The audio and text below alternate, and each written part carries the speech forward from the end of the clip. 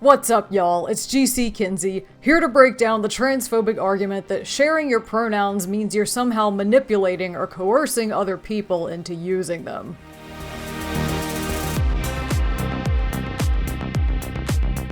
I recently posted a vlog about how I started sharing my pronouns with others during my transition, as well as a series of reels on Instagram showing moments of gender euphoria I felt when my new pronouns were affirmed. And I got a lovely troll comment suggesting that because I wear a mask that says he, him on it when I go shopping, I am manipulating cashiers into calling me something they otherwise never would, and therefore coercing them into my gender delusion. After I stopped laughing long enough to report the comment for harassment and block the troll, I thought maybe this would be a good transphobic comment to address in my video series about that exact thing. And then I had someone else express the same sentiment to me in person, that pronoun sharing is manipulation.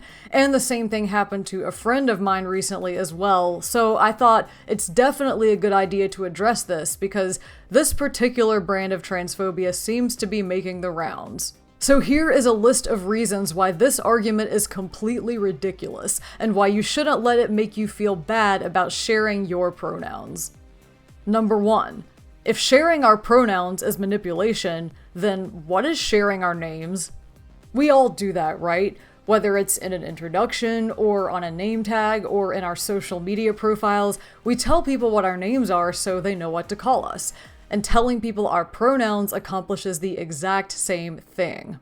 We can't just guess what someone's name is, and although society would try to have you think you can guess people's pronouns just by their appearance, you can't do that reliably either. You can give it your best shot, but that may or may not be correct.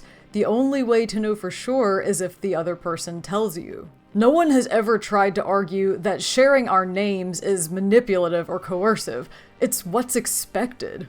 The only reason people are trying to make that argument about pronoun sharing is because it's a relatively new practice, and it's not what's expected yet in all situations, so people's transphobia is making them push back against it. Number 2. No one is forcing you to use the pronouns they've shared. When I go out in public wearing a pronoun accessory like this or this, I'm not forcing anyone to use those pronouns, I'm simply stating what they are. In fact, it's actually quite rare that people use them. I've been called she, her, and ma'am far more often than I've been called he, him, and sir while wearing the words he, him on my person, so clearly it doesn't make people do anything. If sharing my pronouns actually did manipulate other people into using them, I would never get misgendered, but that's not the case. What is the case is that when I get gendered correctly, it's because people who actually care about being respectful are choosing to use my pronouns. Because they want to, not because they have to. There are plenty of people who choose not to use my pronouns. Sometimes that looks like using the wrong ones, other times it looks like opting out of gendered language altogether. But those people are also making the choice they want to make. No one is being coerced into calling me anything they don't want to call me. Number 3. Facing the consequences of your own actions isn't the same thing as being coerced. Where a lot of people claim that manipulation or coercion comes into the picture is what happens after you misgender someone. Because although no one can force you to use someone's correct pronouns, that doesn't free you from the consequences of your own actions if you don't. If you choose not to show someone basic respect by gendering them correctly, then they may choose not to speak to you again, or frequent your business again, or let you be around their friends and family. An employer who witnesses you doing this may choose to fire you. A parent or teacher who witnesses it may choose to discipline you. You won't face legal consequences for misgendering someone because that would violate your right to free speech. But you can and probably will face social consequences. And that's not manipulation or coercion, that's just part of the social contract, which applies to any situation, not just misgendering. If you disrespect someone in any way, it's going to affect the dynamic you have with that person. And when they stop spending their time or energy on you, they're not manipulating you into treating them differently. They're just drawing a much-needed boundary for their own well-being. Number 4. A person's gender is not a delusion.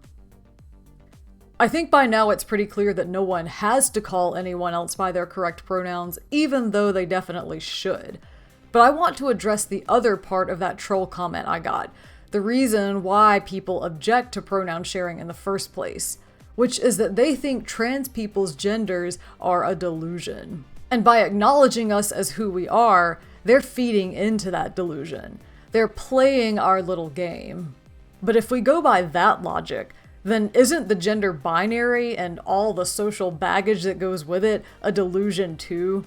I mean, we know gender is a social construct, right? And that gender roles only exist to uphold the patriarchy. And that this rigid system of there are only two genders and men do this and women do that is restrictive and harmful to everyone, including cis men and women. But if you ask them, they'll tell you, oh no, we're not delusional, we're normal, it's just you freaks who are weird. And at that point, we're just getting into blatant bigotry. The reality is, either all of gender is a delusion or none of it is.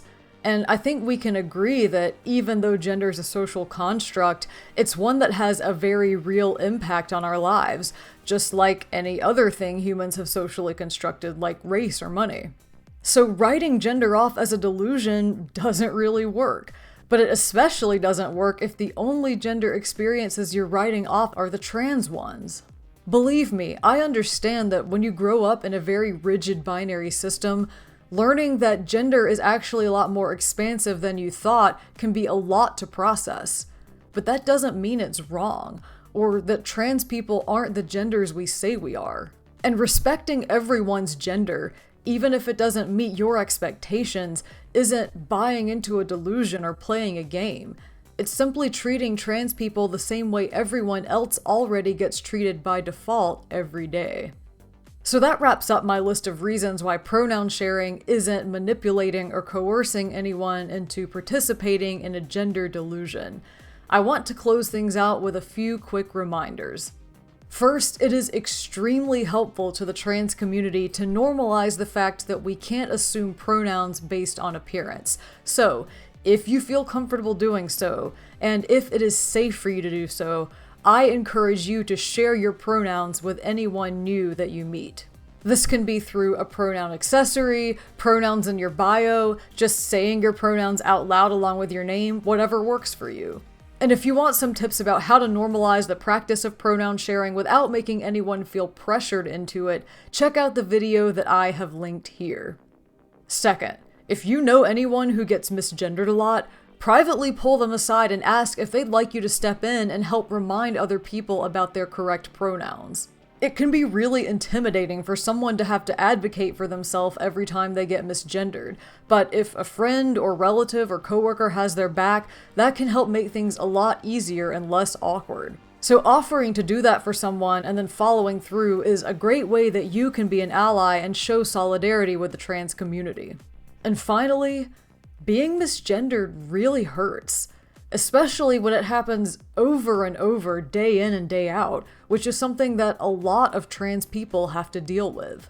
So if you still don't like it when people share their pronouns, if you still think it's manipulative, if you're still asking, why should I gender someone in a way that goes against everything I was taught to believe, then I just have one question for you in return. Why would you choose to hurt someone when instead you could just choose to be kind? I hope y'all learned something new from this video, and I would love to hear your thoughts. Have you ever been met with hostility for sharing your pronouns? How do you deal with being misgendered because someone thinks your gender is a delusion and therefore not worth respecting? Do you have any questions about all of this? Drop a comment below and let's get a discussion going. You can also reach out to me on other social media. I am GC Kinsey across all platforms. And while you're here, feel free to check out some of my other videos. I have more vlogs like this one about my experiences as a queer person, along with cosplay music videos, makeup tutorials, pre-testosterone voice recordings, and more right here on this channel. So make sure to like and subscribe so you don't miss anything new. And with that, thank you so much for watching. Thank you so much for all of your support. I hope everyone you meet respects your pronouns, and I will see you on the next one.